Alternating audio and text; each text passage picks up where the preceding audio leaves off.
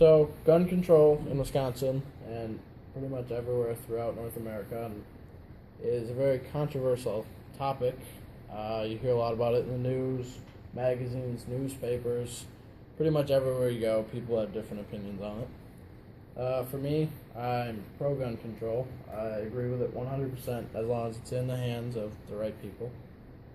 A few things. Crime has went down since we passed the concealed carry law with more gun control. Crimes, pretty much everything has went down.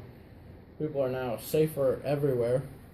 Gun control does not give criminals a reason to attack, rob, do any criminal act because technically they're not certified to have it.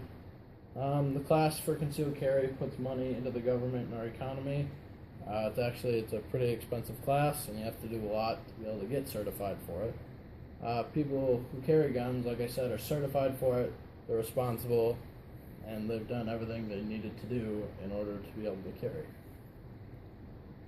These are a few pictures and just political pictures. The first one, gun control equals crime control. That's pretty much self-explanatory. Where you go, where you can carry guns, is probably going to be a safer place. Like I said, everybody is certified for it. Everybody's responsible, so they're going to use it in a responsible manner. The second one here, which are these signs will prevent a tragedy. Obviously, for somebody looking to commit a criminal act, is going to do it on a place that prohibits weapons of any sort, rather than having a sign saying that they condone weapons and condone concealed carry. Obviously, they're going to choose the one that's unarmed, which doesn't make any sense. The next one, when there's a bombing, we blame a bomber. When there's a drunk driving accident, we blame the driver. Why, when there's a shooting, do we blame the gun? Which really calls out because in the above two, the bombing and the driver, we blame the person committing the criminal act. But when there's a shooting of any sort, we blame guns, which doesn't make sense because guns are operated by people, obviously, and everything is based off of what people do. The bottom picture, background checks save lives. Before anybody can get a permit to carry a weapon, buy a weapon, anything, they have to do a background check. So what a background check is, they check your criminal record. If you have any type of criminal record, battery, aggravated assault, rape, anything like that, you don't get a right to carry a weapon, which obviously is safe.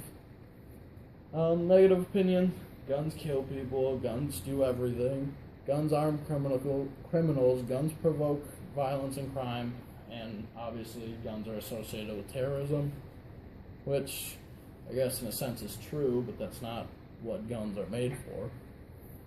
These are a couple political pictures. Guns kill kids. Obviously, with the school shootings, this is why people are enraged by this. This is why people are protesting.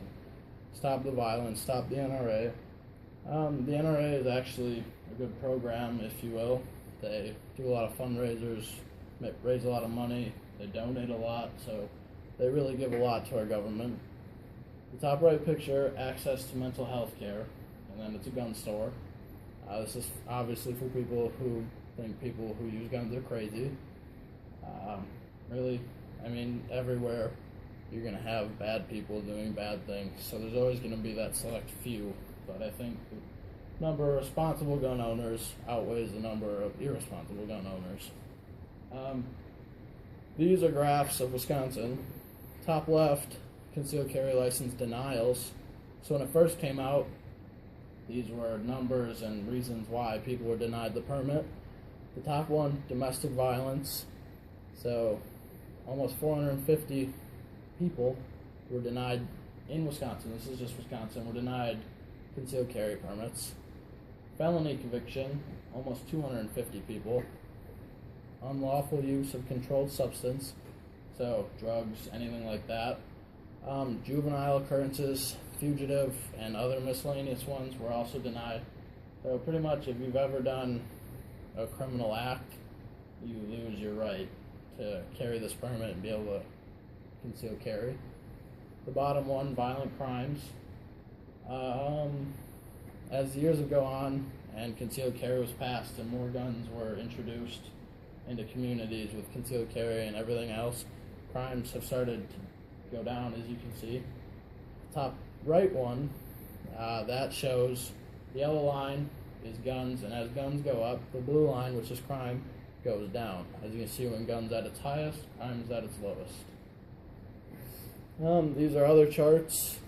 The red being the crime, green being the guns.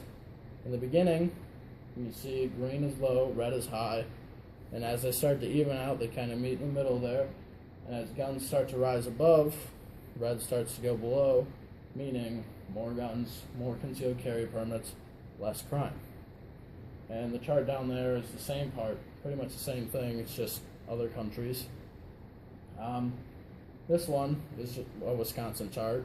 Impact of concealed carry laws on violent crime. Aggravated assault since concealed carry has been passed to this day had gone down 7%. Rape has gone down 5%, and murder has gone down 8.5%. Now, those numbers may seem low, but obviously, any amount that we can get to go down on those three specifics is great. If we can knock down crime at all, obviously that is great. That's it for the PowerPoint. Just to sum it up, in my opinion, I think guns have done nothing but good for our community, for our society, for our country. There's always going to be bad people in the world who do bad things. You can't prevent it 100%. But as you can see with concealed carry and gun control, you can really knock it down. So, thank you for watching.